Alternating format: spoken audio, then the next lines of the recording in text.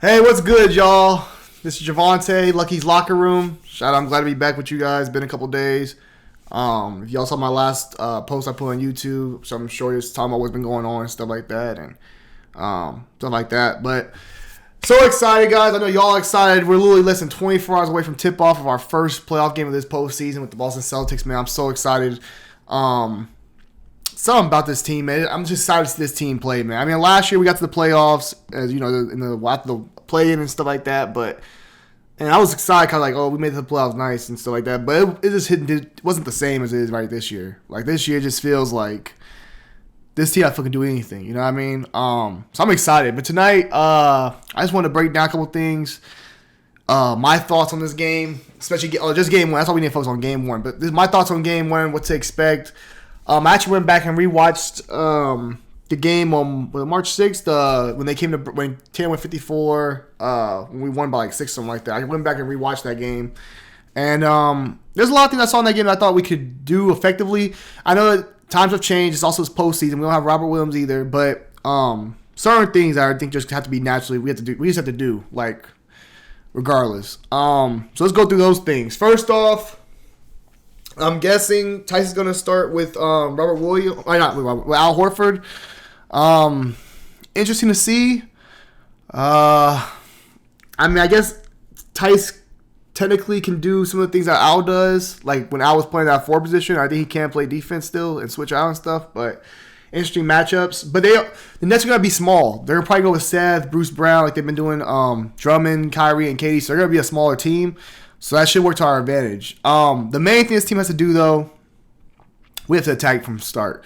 Like, Jason Tatum and Jaylen Brown have to be aggressive from the start. And I'm not saying that to mean, like, they have to go into it and just go iso ball and not look for anybody else. I'm not saying like that. What I'm saying is they need to look to get to the rim. Don't sell for jump shots. Don't sell for the fadeaways. Let that stuff come to you late in the game. Just try to get to the rim, get to the free throw line. And looking back at the last game we played them, one of the things that really stood out was the free throw shooting. We went 29 for 38. Now, you wish you could shoot a little better than that. It's only 76%. But still, 38 free throws compared to their 20. So it's 18 more free throws. That's a good thing. We need that again. We need to go to the line. We need to be aggressive, getting the bonus early. And that's what happens. We have superstars like that, man. When they can attack and get to the rim and get fouled, it helps everybody else, not just for them, but it helps everybody else on the team to get to the line and be able to get easy shots and get a rhythm. So, first thing first, Jason Tatum, Jaylen Brown have to be aggressive. And get good shots, but just be aggressive and try to get to the rim and get to that mid-range and stuff like that. And they shouldn't have trouble with that, really, because I don't see Brooklyn looking to double right away, and I don't see who they put on Jason Tatum or Jaylen Brown to be able to guard those guys. Like, I don't see KD taking Tatum for a whole game. If he does, I've seen Tatum still get his buckets even when KD's on him. But Jaylen Brown should be able to eat on Seth Curry or Bruce Brown. He still, because he's just bigger than those guys. So those guys should be able to take over their matchups and win their matchups most of the time. So I'm looking forward to that and looking to see how aggressive they come out. Of course, we got to hit the 3 ball. I think that's a big thing about the NBA nowadays. You got to be able to hit your shots, open shots, especially in the corner. Knowing we have Jason Tatum and Jaylen Brown, those are going to create open opportunities for guys. They just got to hit shots. Same with Marcus Smart. He'll create opportunities. Guys got to knock down buckets. As far as lineups, oh, man, I'm curious. Like I said before in the video, I'm curious what Ime Udoka is going to do with the lineup. I wonder how deep he's going to go because we know he's going to go with Grant and Derek White. I wonder if he plays Pam Pritchard. And I'm wondering, does he play Luke, the Green Hornet? I don't know. I'm looking at it like this. If you play just Grant Williams, Derek White, who else probably caught the bench? I'm trying to think. Grant Williams and Derek White, and just go like 7, maybe 8 off the bench with Pam Pritchard also. I mean, that's asking a lot of Al Horford. And knowing that Al Horford just had some back spasms, like some back problems a couple of days ago and stuff like that, nothing serious, he's going to play. But, like, I think that's asking a lot out of Al. You know what I mean? I know those Nets don't play super big. I know they do have Claxton, though. They do have Aldridge. They got guys who can – they have a little size. I mean, Claxton and Drummond are going to definitely be the problem with the rebounding and Claxton with his perimeter defense. But I'm curious what the matchup's going to look like. Because you know, that's the thing about the playoffs. It's all about matchups and everybody learn each team and stuff like that and be able to get a rhythm. So I'm curious how Ime Udoka adjusts in the second half, regardless how the game's going to what Brooklyn wants to do. Some other things. Now, interesting thing I did not realize how I looked at the stats, though they actually out-rebounded us last time we played them. we won the game. They out-rebounded us 45-37. And that's kind of surprising, thinking that we did have Robert Williams as well. So I think that just emphasizes so much to everybody has to go on the glass. Tam got to get on the glass. Tam has to average at least 8 rebounds in this series. We need everybody on the glass getting boards. Everybody got to be on the glass because naturally I'm just going to look at like Andre Drummond by himself is 12 rebounds by himself. And then you take away, Kevin Durant getting his, Claxton's going to get some. So we have to definitely get on the boards and try to get on the boards and handle that, especially the offensive rebounding. That can change a lot of things too. So we got to make sure we get defensive rebounds so they don't get second chance opportunities. And we got to look to get second chance opportunities in this series. So as far as turnovers, we played pretty well last time.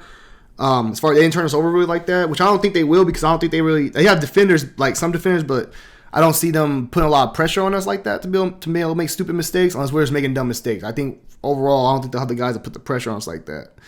Tempo also going to be a big thing in this series, man. We got to get out and get points when we can. I think fast break points could be a good thing and a huge thing for us. If we can get out and run, we have the athletic ability to get out there and just run. So I think when we get a stop, when we get a rebound, if we can push and get an easy bucket, let's do it because in the playoffs, man, it's hard to score points. We have the guys who can get them in the half court, but you also want to be able to get easy points in transition. So big key factor for that part as well, just getting up and down, trying to get easy buckets. But, man, sorry, guys. That's just some of the things I looked at in this game that I was like, okay, rewatching the game and looking at the stats, like some things that stood out to me. But overall, man, I'm excited that we match up well with this team. I get they have KD and Kyrie. Like I said before, I get those guys are 2 of the greatest scorers of all time. I can understand that. But I like this team's defense, man. We play great defense. And I know Bruce Brown's shooting 47% right now from the 3-ball, which is amazing for him. Amazing in general, actually, but especially for him, who's not really considered a 3-point shooter. But I'm curious how much that stuff travels on the road, guys. Like, in the playoffs, when the atmosphere gets right, like especially in the Garden, I don't know, man. TD Garden is gonna be popping, so I'm curious how those guys come out and shoot on the road. I know Kyrie and KD gonna do everything; they're gonna be who they are. But I'm curious how the other guys come out and play alongside them. Seth Curry's been hit or miss. I mean, I think he's a streaky guy, so if he's got it going, he got it going. If he don't got it going, then good night for us. So I look at that, but I'm excited for this matchup, man. It's gonna be a fun game. Ready to see the Tatum versus Durant matchup and stuff like that. So I can't be more excited. I think that's what we want to touch on for the pregame. Injury report looking like we're just gonna have no Robert Williams. I think that was the only injury report I saw. No Robert, but I'm glad we got to see the pictures of Robert at practice and stuff like that. That made me feel good, like seeing him at practice and stuff like that. And the fact that people are saying he might come back in this series later on the road or something like that, I think is great. I think definitely we shouldn't go into the mentality like, oh, we got Robert coming back soon. That shouldn't be the mentality. The mentality should still be, hey, this is what we got. We gotta ride out with it. So I'm all for it, man. This is what I'm thinking. I wonder. Let me see. Yeah, as right now, all I saw is Robert Williams, so that's a good sign. Everybody's ready to go. Everybody's healthy, especially with Al Horford having some back issues. Seeing that he's good to go is great. And yeah, man, I'm excited for this match. I think Jaylen Brown has something to prove since he didn't get to play in the playoffs last year. I'm excited to see him get back out there and get a chance to prove himself. And it's gonna be a crazy matchup. Kyrie coming back to the Garden. It's gonna be just an amazing battle, man. I can't wait for it. Do you think that's all we want to touch on in this episode or in this little pregame thing I'm talking about? What else was major? Was there anything else major that popped off that I gotta think about? Overall, guys, we just gotta take this game. We just gotta take the series one game at a time. Go into it with the right mind. Say, hey, one game at a time. Let's take care of home court. We'll worry about the rest later. You know what I mean? That's gotta be the mindset. I think we have the talent. Like I said before, we have the guys. I believe in our team. I believe on this roster. We have experience with Marcus and Al Horford. We have an experienced bunch as far as big games, big moments. So I think they're gonna do it. I think it comes down to just shooting. Also, if we can hit shots, let's roll with it. And I'm actually for I hope Payne Pritchard does play. 'Cause I think he does give us a little more shooting, and he's been in the moment before where he plays in the postseason. So it's not nothing new for him.